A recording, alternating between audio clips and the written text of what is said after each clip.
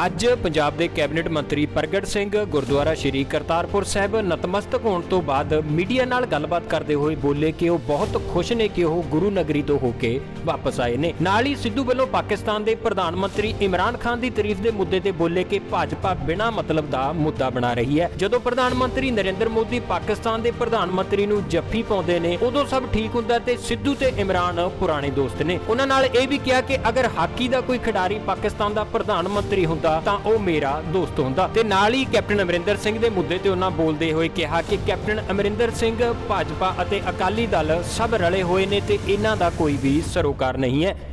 ਨਹੀਂ ਦੇਖੋ ਬੜਾ ਵਧੀਆ ਮਾਹੌਲ ਹੈ ਕਿਉਂਕਿ ਉਹ ਗੁਰੂ ਨਾਨਕ ਦੀ ਧਰਤੀ ਜਿੱਥੇ ਉਹਨਾਂ ਨੇ ਇਨਸਾਨ ਨੂੰ ਕਿਰਤ ਕਰਨੀ, ਨਾਮ ਜਪਣਾ ਤੇ ਵੰਡ ਛਕਣਾ ਦਾ ਜਿਹੜਾ ਸੰਦੇਸ਼ ਦਿੱਤਾ ਸੀਗਾ ਔਰ ਉਸ ਜਗ੍ਹਾ ਤੇ ਜਾ ਕੇ ਤਾਂ ਹਮੇਸ਼ਾ ਹਰ ਇਨਸਾਨ ਜਿਹੜਾ ਆਪਣੇ ਆਪ ਨੂੰ ਖੁਸ਼ਕਿਸਮਤ ਸਮਝਦਾ ਔਰ ਇਹੀ ਦੁਨੀਆ ਤੇ ਸੁਨੇਹਾ ਮੈਨੂੰ ਲੱਗਦਾ ਕਿ ਸਾਨੂੰ ਸਾਰਿਆਂ ਨੂੰ ਪਹੁੰਚਾਉਣਾ ਚਾਹੀਦਾ ਕਿ ਜਦੋਂ ਇਹ ਤਿੰਨ ਚੀਜ਼ਾਂ ਆ ਜਾਣ,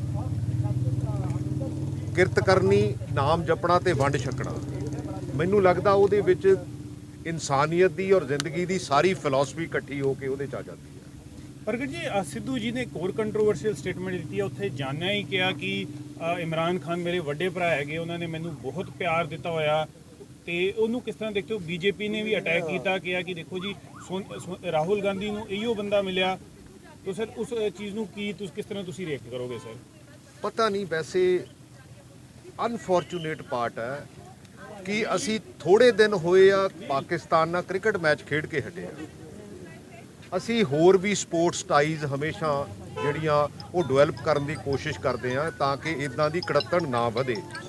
ਮੈਨੂੰ ਇਹ ਨਹੀਂ ਸਮਝ ਆਉਂਦੀ ਕਿ ਬੀਜੇਪੀ ਇਹਨੂੰ ਕਿਸ ਐਂਗਲ ਨਾਲ ਦੇਖਦੀ ਹੈ ਔਰ ਇਹ ਬੜਾ ਅਨਫੋਰਚੂਨੇਟ ਪਾਰਟ ਹੈ ਕਿਉਂਕਿ ਜਦੋਂ ਜਿਸ ਧਰਤੀ ਤੇ ਅਸੀਂ ਜਾ ਕੇ ਆਏ ਆ ਉਹ ਹਮੇਸ਼ਾ ਇਨਸਾਨੀਅਤ ਦੀ ਗੱਲ ਹੋਈ ਆ ਉੱਥੇ, ਤੇ ਉਸ ਇਨਸਾਨੀਅਤ ਤੇ ਗੁਰੂ ਨਾਨਕ ਦੇਵ ਦੀ ਫਿਲਾਸਫੀ ਅੱਜ ਤੋਂ 552 ਸਾਲ ਪਹਿਲਾਂ ਜੋ ਗੁਰੂ ਨਾਨਕ ਦੇਵ ਜੀ ਨੇ ਕਿਹਾ ਸੀ, ਅੱਜ ਮੈਨੂੰ ਲੱਗਦਾ ਇਨਸਾਨੀਅਤ ਤੇ पूरी टुकती है। बट सर वो मत्था टेकने गए थे, इमरान खान की तारीफें करने की क्या जरूरत थी? गुरु नानक के दर पे गए थे, इमरान खान की तारीफें कर रहे हैं वहाँ पर, उसकी क्या जरूरत? ਇਹਦੇ ਬਾਰੇ ਤਾਂ ਨਹੀਂ ਪਤਾ। ਦੇਖੋ ਗੱਲ ਤਾਂ ਸਿਰਫ ਇੰਨੀ ਕੀ ਹੈ ਕਿ ਜਦੋਂ ਮੱਥਾ ਟੇਕ ਲਿਆ, ਜਦੋਂ ਕਿਸੇ ਤੁਹਾਡੇ ਵਰਗੇ ਉੱਥੇ ਵੀ ਪੱਤਰਕਾਰ ਨੇ ਕਿਤੇ ਪੁੱਛ ਲਿਆ ਹੋਊਗਾ, ਕਿਉਂਕਿ ਦੇਖੋ ਮੈਂ ਮੰਨ ਲਓ ਸਪੋਜ਼ ਜੇ ਇਹ ਤਾਂ ਚਲੋ ਕ੍ਰਿਕਟ ਵਾਲੇ ਸੀ, ਮੈਂ ਤਾਂ ਹਾਕੀ ਵਾਲਾ ਸੀ, ਜੇ ਕਿਤੇ ਸ਼ਾਹਬਾਜ਼ ਕਿਤੇ ਪਾਕਿਸਤਾਨ ਦਾ ਚੀਫ ਮਿਨਿਸਟਰ ਹੋਵੇ ਪੰਜਾਬ ਦਾ, ਤੇ ਜੇ ਕਿਤੇ ਟਾਈਜ਼ ਹੋ ਜਾਣ ਤਾਂ ਐਡੀ ਵੀ ਕੋਈ ਗੱਲ ਨਹੀਂ ਹੈ ਕਿਉਂਕਿ ਦੁਨੀਆ ਦੇ ਉੱਤੇ ਹਮੇਸ਼ਾ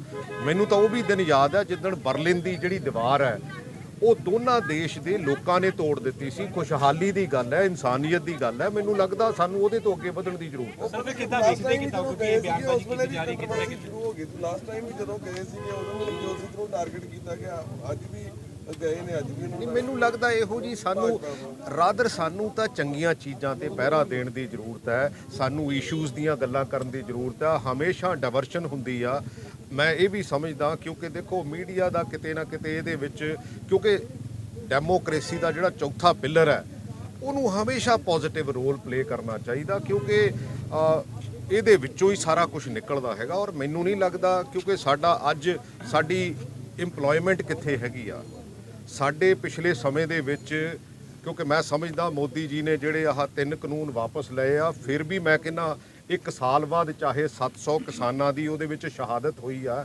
ਪੰਜਾਬ ਦਾ ਬਹੁਤ ਵੱਡਾ ਨੁਕਸਾਨ ਹੋਇਆ ਔਰ ਉਹਦੇ ਬਾਵਜੂਦ ਵੀ ਮੈਂ ਤਾਂ ਉਹਨਾਂ ਦਾ ਫਿਰ ਵੀ ਧੰਨਵਾਦ ਕਰਦਾ ਕਿਉਂਕਿ ਜਿਹੜੀ ਸਿੱਖ ਕੌਮ ਆ ਨਾ ਹਮੇਸ਼ਾ ਜਦੋਂ ਕੁਝ ਅਚੀਵ ਕਰ ਲੈਂਦੀ ਆ ਉਹਦੇ ਤੋਂ ਬਾਅਦ ਵੀ ਹਮੇਸ਼ਾ ਉਸ ਪਰਮਾਤਮਾ ਦਾ ਵੀ ਧੰਨਵਾਦ ਕਰਦੀ ਆ ਤੇ ਉਸ ਇਨਸਾਨ ਦਾ ਵੀ ਧੰਨਵਾਦ ਕਰਦੀ। ਪਰ ਦੇਰ ਆਏ ਦਰੁਸਤ ਆਏ, ਕੁਛ ਤਾਂ ਠੀਕ ਹੋਇਆ। ਸੋ ਇਸ ਕਰਕੇ ਸਾਨੂੰ ਇਸ ਤੋਂ ਅੱਗੇ ਵਧਣ ਦੀ ਜ਼ਰੂਰਤ ਹੈ। ਲੱਗਦਾ ਕਿ ਇੱਕ ਸਪੈਸ਼ਲ ਵੈਲਕਮ ਹੀ ਮਿਲਦਾ ਹਮੇਸ਼ਾ ਨਵਜੋਤ ਸਿੱਧੂ ਨਹੀਂ, ਚੰਗੀ ਗੱਲ ਹੈ, ਸੈਲੀਬ੍ਰਿਟੀ ਆ, ਉਹਦੇ 'ਚ ਕੀ ਪ੍ਰੋਬਲਮ ਹੈ? ਮੰਨ ਲਓ ਸਪੋਜ਼ ਹੁਣ ਕਈ ਇਹੋ ਜਿਹੇ ਮਿਨਿਸਟਰ ਹੁੰਦੇ ਆ ਜਿਨ੍ਹਾਂ ਨੂੰ ਰਾਜਪੁਰੇ ਤੋਂ ਗਾਹ ਨਹੀਂ ਕੋਈ ਜਾਣਦਾ ਹੁੰਦਾ। ਹੁਣ ਸਾਡੀ ਇਹ ਕਸੂਰ ਤਾਂ ਨਹੀਂ ਨਾ ਹੈ ਵੀ ਜੇ ਸਾਨੂੰ ਕੋਈ ਹਿੰਦੁਸਤਾਨ ਦੇ ਵਿੱਚ ਜਾਂ ਵਰਲਡ ਦੇ ਵਿੱਚ ਕਿਉਂਕਿ ਪਾਰਟੀਕੂਲਰਲੀ ਸਪੋਰਟਸ ਕਰਕੇ ਜਾਂ ਪਾਰਟੀਕੂਲਰਲੀ ਕਿਸੇ ਉਸ ਫੀਲਡ ਦੇ ਹੋਣ ਕਰਕੇ ਜੇ ਰਿਕੋਗਨਾਈਜੇਸ਼ਨ ਮਿਲਦੀ ਆ ਤਾਂ ਫਿਰ ਮੈਨੂੰ ਨਹੀਂ ਲੱਗਦਾ ਇਹਦੇ 'ਚ ਕੋਈ ਮਾੜੀ ਗੱਲ ਹੈਗੀ ਆ। सर बीजेपी का ये भी कहना है कि अगर नवजोत सिंह सिद्धू के इमरान खान के साथ अच्छे रिलेशंस हैं तो उन्हें ये क्यों नहीं कहते कि क्रॉस बॉर्डर टेररिज्म जो है वो बंद करें, हथियार भेजना बंद करें, पंजाब में ड्रग्स भेजना बंद करें। तो नवजोत सिंह सिद्धू सिर्फ उनकी तारीफें करते हैं, अपने क्लाउड को यूज क्यों नहीं करते नेशनल इंटरेस्ट के लिए? ऐसा है, देखो आप इसको जैसे मर्जी इसको चला सकते हो। हम ये भी कह सकते हैं कि क्योंकि भाई हिंदुस्तान हमारा है, पाकिस्तान उनका है, क्योंकि हम हिंदुस्तान के लिए दृढ़ है, क्योंकि हम जब हिंदुस्तान का झंडा हाथ में लेके, क्योंकि मैं 10 साल कप्तान रहा हूं, जब हिंदुस्तान का झंडा लेके जाते हैं तो हम हिंदुस्तान की बात करते हैं। ये डिफरेंट बात है कि हाँ भाई कोई बंदा वहाँ का भी उस टाइम कैप्टन था, वो क्रिकेट खेला हुआ था, आज वहाँ का प्राइम मिनिस्टर, अगर इमरान खान प्राइम मिनिस्टर ही ना बनता तो फिर क्या ऐसी बात थी? क्योंकि वाजपेयी जी गए, मोदी जी खुद गए। जब मोदी जी जफ्फी डालते हैं बीजेपी को कुछ नहीं, सारा कुछ ठीक लगता है। भाई वो तो एक मेरे को अभी याद नहीं आ रहा, किसी के उसमें चले गए थे, किसी का जन्मदिन मनाने चले गए थे, नवाज शरीफ जी का। और ऐसी बातें हमें करनी नहीं चाहिए, क्योंकि हमें हमारी प्रॉब्लम्स और हैं, लेकिन पॉलिटिकल सिस्टम उसको डाइवर्ट और तरह करता है। तो मेरा ख्याल नहीं कि हमें ऐसी बातें करनी चाहिए। जो किसानों ने कह दिया कि जब तक संसद में नहीं होंगे रफीक तब तक वो बैठे रहेंगे। एमएसपी का भी ऐड कर दिया। तो अब कुछ डिमांड होती है कि लोगों उनकी डिमांड तो पूरी कर दी है, तो खाली कर देने चाहिए रोड, इससे आगे रखने चाहिए। नहीं, देखो कॉन्फिडेंस बिल्डअप करना चाहिए। बीजेपी ने ये अच्छा एक स्टेप लिया है। ये ठीक है कि कैप्टन अमरिंदर सिंह वो डिज़ाइन करते थे, बीजेपी उसके बैक में थी, अकाली दल उसको सपोर्ट करता था। ये तो बातें मैं 3 साल पहले क्योंकि मैंने 3 साल पहले शुरू की थी, ये आज बड़ा क्लियर हो गया, क्योंकि कैप्टन अमरिंदर सिंह ने, मेरा ख्याल है कि पूरे पेज की कुछ अखबारों को ऐड दे दी।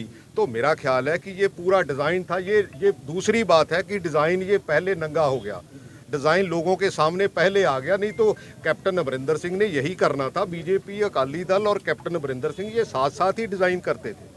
एक वो ड्रग का इशू, उसमें विक्रम मजीठिया जो हाईकोर्ट में चले गए हैं, आप उसमें क्या कहेंगे? रिपोर्ट सुनने की भाई देखो, मैं तो कभी आज तक किसी का नाम नहीं लिया। मैं ये कहता हूँ कि ये हमारी एक इशू है। It is a administrative come social problem, क्योंकि एडमिनिस्ट्रेटिवली पिछले समय में हमारी लड़ाई कैप्टन अमरिंदर सिंह से भी रही है। मैं तो आज भी हमेशा ये कहता हूँ कि जो इश्यूज़ हैं, आज भी हमारा इरिगेशन का इशू अभी खड़ा है, उसके ऊपर काम करने की ज़रूरत है। हमने सिर्फ जो पावर परचेज एग्रीमेंट है, उसकी जो क्लॉजेज हैं, जो स्पेशली फाइनेंशियल क्लॉजेज हैं, उसको रद्द किया है। इसलिए किया है कि वो पंजाब के फ़ायदे में नहीं है, और जो ऐसी क्लॉजेज हैं जो पंजाब के बिल्कुल अगेंस्ट है, हमने उनको रद्द किया है।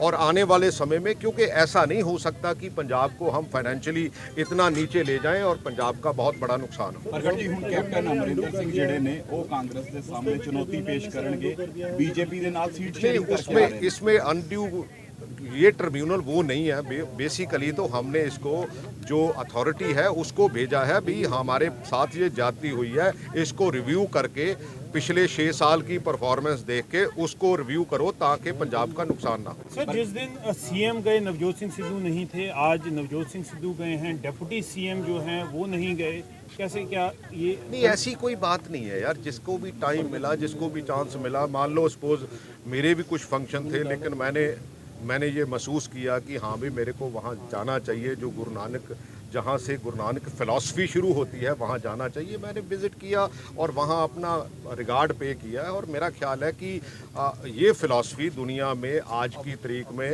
जहाँ बहुत सी स्पीड आ गई दुनिया में, बहुत सी ऐसी चीज़ें हो रही हैं जहाँ इंसानियत शर्मसार भी हो रही है, इस फ़िलासफ़ी को आज से 500 साढ़े 500 साल पहले से भी ज़्यादा कारगर जो हो सकती है, अगर इस फिलॉसफी को हम आगे लेके बढ़े। ਪ੍ਰਗਟ ਜੀ, ਕੈਪਟਨ ਅਮਰਿੰਦਰ ਸਿੰਘ ਜਿਹੜੇ ਨੇ ਵਿਰੋਧੀ ਬਣ ਕੇ ਕਾਂਗਰਸ ਦੇ ਸਾਹਮਣੇ ਹੁਣ ਖੜੇ ਹੋ ਰਹੇ ਨੇ, ਔਰ ਉਹ ਕਹਿ ਰਹੇ ਨੇ ਬੀਜੇਪੀ ਦੇ ਨਾਲ ਸੀਟ ਸ਼ੇਅਰਿੰਗ ਕਰਕੇ ਚੋਣ ਲੜੂਗਾ। ਇਹ ਪਹਿਲਾਂ ਵੀ ਵਿਰੋਧੀ ਸੀਗੇ, ਇਹ ਤਾਂ ਨੰਗੇ ਥੋੜਾ ਜਿਹਾ ਪਹਿਲਾਂ ਹੋ ਗਏ। ਸੱਚੀ ਗੱਲ ਹੈ, ਸਾਰੇ ਜਣੇ ਇਕੱਠੇ ਸੀ। ਬੀਜੇਪੀ ਡਿਜ਼ਾਈਨ ਕਰਦੀ ਸੀ, ਕਾਂਗਰਸ ਤੋਂ ਕੈਪਟਨ ਅਮਰਿੰਦਰ ਸਿੰਘ ਸੀ। ਇਹ ਠੀਕ ਆ ਵੀ ਸਾਡੀ ਪਾਰਟੀ ਨੇ ਇਹਨੂੰ ਪਹਿਲਾਂ ਨਹੀਂ ਦੇਖਿਆ, ਪਰ ਮੈਂ ਤਾਂ 3.5 ਸਾਲ ਪਹਿਲਾਂ ਇਹ ਗੱਲ ਚਿੱਠੀ ਲਿਖ ਕੇ ਲਿਖੀ ਸੀ ਵੀ ਹਾਂ ਬਈ ਇਹ ਕੀ ਕਰਨ ਡਏ ਆ ਤੁਸੀਂ।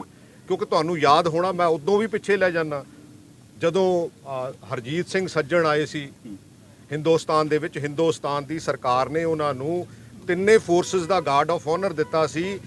ਫਡਨਵੀਸ ਨਾਲ ਤੇ ਖੱਟੜ ਨਾਲ ਮੁਲਾਕਾਤ ਕਰਾਈ ਸੀ, ਖੱਟੜ ਜੀ ਨਾਲ, ਔਰ ਕੈਪਟਨ ਅਮਰਿੰਦਰ ਸਿੰਘ ਨੇ ਉਦੋਂ ਉਹਨਾਂ ਨੂੰ ਮੰਦਾ ਚੰਗਾ ਬੋਲਿਆ ਸੀ ਕਿ ਇਹ ਖਾਲਿਸਤਾਨੀ ਆ। ਤੇ ਜੇ ਉਹ ਖਾਲਿਸਤਾਨੀ ਹੁੰਦੇ ਤੇ ਗਵਰਨਮੈਂਟ ਆਫ ਇੰਡੀਆ ਨੇ ਉਹਨਾਂ ਨੂੰ ਸਟੇਟ ਗੈਸਟ ਕਿਉਂ ਬੁਲਾਇਆ ਸੀ? ਉਹਨਾਂ ਨੂੰ ਤਿੰਨੇ ਫੋਰਸਿਸ ਦਾ ਆਨਰ ਕਿਉਂ ਦਿੱਤਾ ਸੀ? ਦੋਨੇ ਚੀਫ ਮਿਨਿਸਟਰਸ ਨਾਲ ਮੁਲਾਕਾਤ ਕਿਉਂ ਕਰਾਈ ਸੀ? ਇਸ ਕਰਕੇ ਇਹ ਡਿਜ਼ਾਈਨ ਜਿਹੜਾ ਹੈ ਇੱਕ ਡਿਫਰੈਂਟ ਡਿਜ਼ਾਈਨ ਆ। ਇਸ ਕਰਕੇ ਸਾਡੇ ਦੇਸ਼ ਦੇ ਲੋਕਾਂ ਨੂੰ ਅਸੀਂ ਮਾੜੇ ਪਾਸੇ ਨੂੰ ਨਾ ਤੋਰੀਏ, ਕਿਉਂਕਿ ਸਾਡੀਆਂ ਸਮੱਸਿਆਵਾਂ, ਸਾਡੀ ਐਜੂਕੇਸ਼ਨ, ਸਾਡੀ ਨੌਜਵਾਨ ਪੀੜ੍ਹੀ, ਸਾਨੂੰ ਉਹਨੂੰ ਸਮੇਂ ਦਾ ਹਾਣੀ ਬਣਾਉਣਾ, ਉਹਨੂੰ ਇੰਪਲੋਏਬਿਲਿਟੀ ਤੱਕ ਲੈ ਕੇ ਜਾਣਾ, ਉਹਨੂੰ ਚੰਗੀ ਸੋਚ ਦੇਣੀ ਸਰਕਾਰਾਂ ਦਾ ਇਹ ਕੰਮ ਹੁੰਦਾ। ਸਰਕਾਰਾਂ ਦਾ ਇਹ ਕੰਮ ਨਹੀਂ ਹੁੰਦਾ ਕਿ ਅਸੀਂ ਕਿਸੇ ਨੂੰ ਮਾੜੇ ਪਾਸੇ ਨੂੰ ਲੈ ਕੇ ਜਾਈਏ। ਦ ਸਟੋਰੀ ਟੀਵੀ ਲਈ ਗੁਰਦਾਸਪੁਰ ਤੋਂ ਨਿਤਿਨ ਲੂਥਰਾ ਦੀ ਰਿਪੋਰਟ।